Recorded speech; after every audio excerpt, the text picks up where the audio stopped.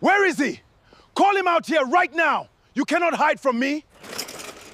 This ends today. Why are you kneeling in front of that Korean man? The shout exploded across the luxury estate. Everyone turned. Gardeners stopped trimming hedges. Security guards looked up from their posts. Construction workers froze. Even the birds resting on the trees seemed startled. At the center of the commotion was a woman in a simple cleaning uniform. Her name was Zintel Maseko, 38 years old, a single mother, a woman who had spent most of her life carrying burdens nobody could see. At that moment, she was kneeling beside a flower bed, carefully replanting damaged roses. There was nothing unusual about it. It was part of her work. But the man shouting wasn't interested in facts. He was interested in attention, and he had just found an audience. Mandler Nkube. The man Zintel had spent 19 years trying to escape. The man who had broken her confidence piece by piece. The man who always confused control with love. He stormed through the estate gate before security could stop him. "Answer me!" His voice thundered across the compound. "Why are you kneeling in front of that Korean man?" Zintel's hands froze. Her heart nearly stopped. "No, not here. Not now. Not in front of everyone." Slowly, she stood. The gardening gloves in her hands trembled.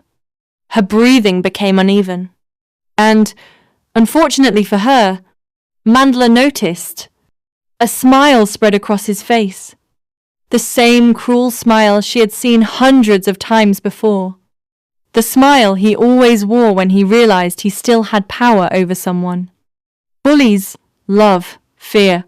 Fear makes them feel important. Fear makes them feel strong. And the sad truth is that many bullies continue for years because nobody challenges them. "So this is where you've been hiding?" Mandler asked loudly. Workers exchanged nervous glances. A delivery driver stopped pushing his trolley. Several estate staff members moved closer. People were curious.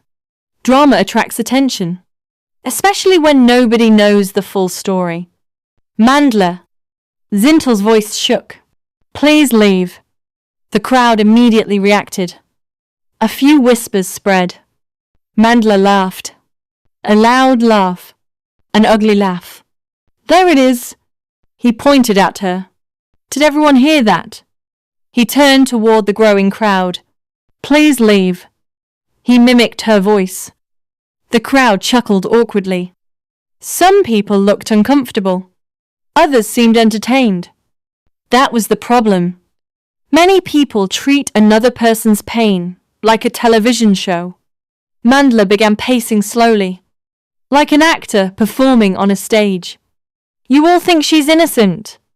He shook his head dramatically. "You don't know this woman." The crowd grew larger. A truck driver stopped nearby. Two cleaners paused their conversation. 3 security guards stepped closer. Everyone wanted to hear more. And Mandler loved every second of it. "You know what happened?" he asked.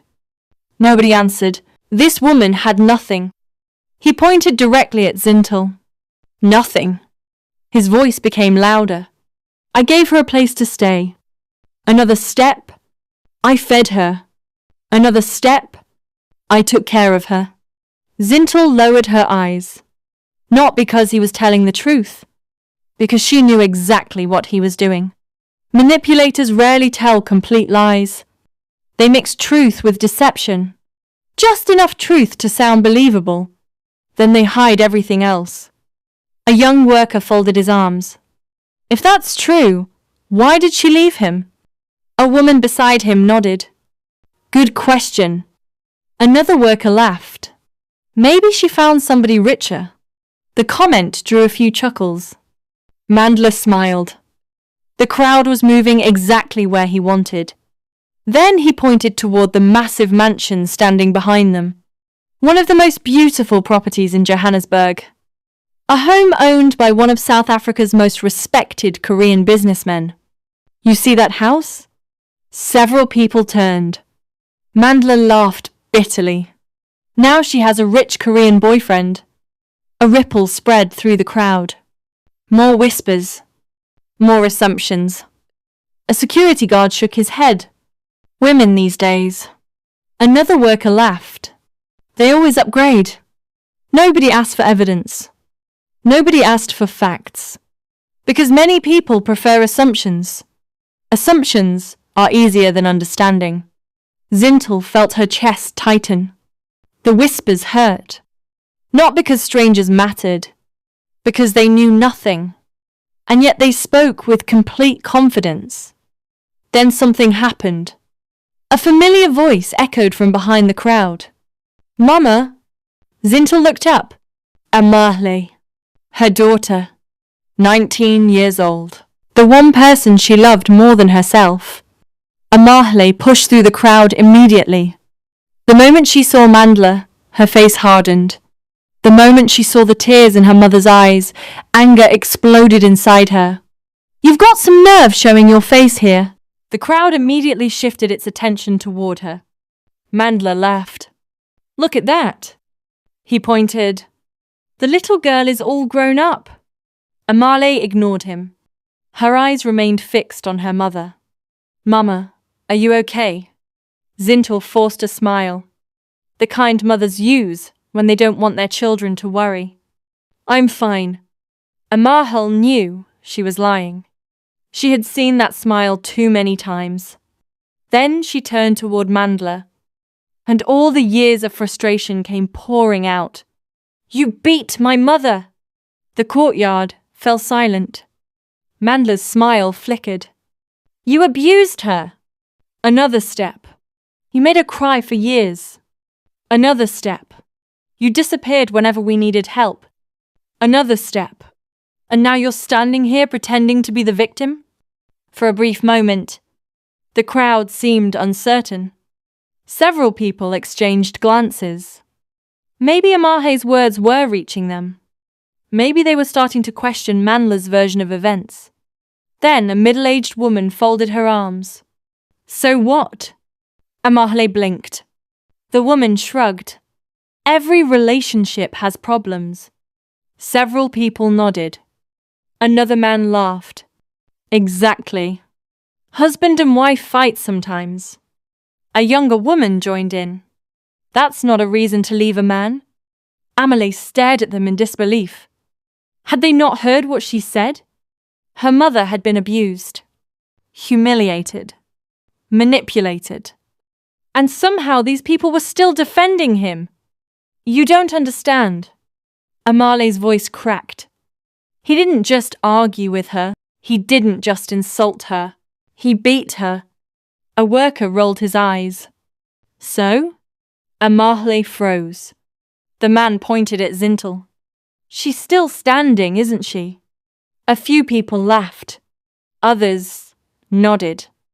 The crowd was becoming part of the problem. That was the painful reality. Sometimes victims don't lose because they are weak. Sometimes they lose because society keeps making excuses for the people hurting them. Amara looked around, searching for support, finding none. The anger in her eyes slowly transformed into heartbreak. And Mandla noticed.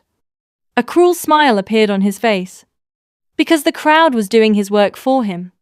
Then he stepped closer to Zintel, close enough that only she could hear him.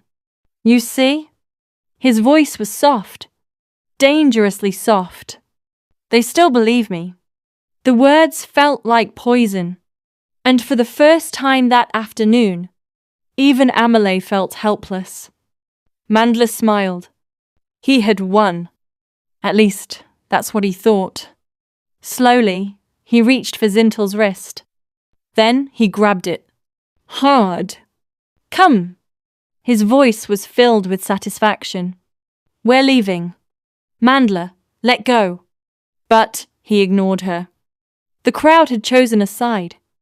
The humiliation was complete. The woman he had spent years controlling stood surrounded by people who believed she was the villain. As far as Mandla was concerned, the battle was over. He couldn't have been more wrong. Because at that exact moment, a black luxury SUV rolled through the estate gate. And everything was about to change. The black SUV moved slowly through the estate. Its polished body reflected the afternoon sunlight. The moment workers saw the vehicle, whispers spread instantly. It's him.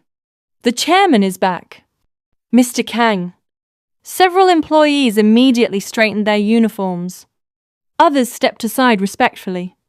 The vehicle finally came to a stop. The engine went silent. For a brief moment, nobody moved. Then the rear door opened. Polished black shoes touched the ground. A second later, a tall man stepped out. Kang Do-hyun, the founder of Do-hyun Group, one of the most respected Korean businessmen in South Africa. A man whose company employed thousands of people. A man who had built schools, funded community projects, and helped countless struggling families. Most people knew him because of his wealth. Those who worked for him respected him for a different reason. He treated people like human beings. Whether they were executives or cleaners. Whether they were rich or poor. Respect was something he gave freely. That was why so many people admired him. The moment Kang Do-hyun stepped out of the SUV, he noticed something was wrong. The crowd, the tension, the silence. Then his eyes found Zintel. His expression changed immediately. The tears, the trembling hands, the fear in her eyes, and, most importantly, the strange man gripping her wrist. His jaw tightened. The temperature around him seemed to drop. Then he spoke. "Who gave you the right to touch my people?" The words were calm, not loud. Yet somehow they echoed across the entire estate. The effect was immediate. Mandla turned around. The confidence that had filled his face seconds ago began to fade. Not completely, just enough, because even he recognized the man standing before him. For years he had heard stories. Everyone had. Kang Do-hyun wasn't simply rich. He was influential, powerful, respected. The type of man people listened to. The type of man people trusted. And suddenly Mandla understood something. This situation had become bigger than him. Still, pride wouldn't let him back down. So he laughed. A forced laugh. An uncomfortable laugh. The kind people use when they are trying to hide fear. "Sir," he released Zintel's wrist immediately. "Just a misunderstanding." Nobody responded. The silence made him nervous, so he laughed again. Still, nobody responded. For the first time that afternoon, Mandla felt uncomfortable, very uncomfortable. Meanwhile, Kang Do-hyun's attention remained on Zintel. He noticed the red mark on her cheek, the tears she was trying to hide, the way she couldn't look anyone in the eye. The signs were obvious. Something had happened. Something serious. Then he looked at Amara. The young woman was shaking with anger. Not fear, anger. The kind of anger people carry after watching someone they love suffer for years. Finally, Kang Do-hyun looked back at Mandla. "What happened here?" Before anyone else could answer, Mandla spoke. "Nothing happened." Amara exploded. "Nothing happened?" The crowd jumped. Her voice carried years of pain, years of frustration, years of helplessness. She stepped forward. "You humiliated my mother in front of everyone." Mandla pointed immediately. "She's lying." "You slapped her." "She's exaggerating." "You abused her for years." The crowd fell silent again. Now, something was different. The same words they had ignored earlier suddenly carried more weight. Why? Because somebody important was listening. It's funny how people work sometimes. The truth doesn't change. Only the audience changes. Kang Do-hyun looked at Zintel. Not the crowd. Not Mandla. Zintel. "What happened?" His voice softened, completely different from before. For several seconds, she said nothing. She simply stared at the ground. Then she shook her head. "It doesn't matter." Amara looked at her mother in disbelief. "Mama." But Zintel continued. "It happened a long time ago." Kang Do-hyun frowned. A long time ago? She nodded. Tears rolled down her cheeks. The crowd watched quietly. For the first time all afternoon. Nobody interrupted. Nobody judged. Nobody laughed. Then Zintel spoke again. And everything changed. 19 years ago. The entire estate became silent. 19 years ago, I met him. She pointed toward Mandla. Mandla immediately looked uncomfortable. Very uncomfortable. Because he knew exactly what was coming. And unlike earlier, nobody was on his side anymore. Zintel took a deep breath, then another. For years she had carried this story alone. For years she had hidden it, protected it, buried it. But pain buried alive never truly dies. Eventually it finds its way back to the surface. I was young. Her voice trembled. I thought he loved me. The crowd listened. He promised me a family. A tear rolled down her cheek. He promised me a future. Amara lowered her head. She had never heard the full story before. Not like this. Not from the beginning. Not in her mother's own words. Then Zintel laughed. A sad laugh. A broken laugh. The promises ended the moment I became pregnant. Several people exchanged glances. Mandla looked away. And for the first time that afternoon, the crowd wasn't looking at Zintel. They were looking at him. The same crowd that defended him minutes ago. The same crowd that mocked her. Now, they were beginning to wonder if they had judged too quickly. And that realization made many of them uncomfortable. Very uncomfortable. Because nothing embarrasses people more than realizing they supported the wrong person. Meanwhile, Mandla's confidence was disappearing. Little by little, piece by piece. And deep down, he knew the worst part hadn't even started yet. He stopped treating me with kindness. The silence became heavier. Then came the hardest words. The first time he hit me, several people gasped. A woman covered her mouth. Even Mandla looked uncomfortable now. Not because he felt guilty, because he was losing control of the narrative. It happened after an argument. Zintel stared at the ground. I remember being shocked. A tear rolled down her cheek. I kept telling myself it was an accident. The crowd remained silent. Then it happened again. Another tear. And again. Nobody laughed anymore. Nobody defended him anymore. Because the truth was finally exposing what confidence had hidden. You see, confidence can fool people. But facts eventually catch up. And when they do, the truth becomes impossible to ignore. Amelie's eyes filled with tears. Mama. Zintel smiled sadly. I stayed because I thought he would change. The crowd lowered their eyes. Many of them suddenly felt ashamed. Ashamed because they had judged her. Ashamed because they had believed Mandla. Ashamed because they never asked questions. One of the gardeners shook his head slowly. People often wonder why victims stay.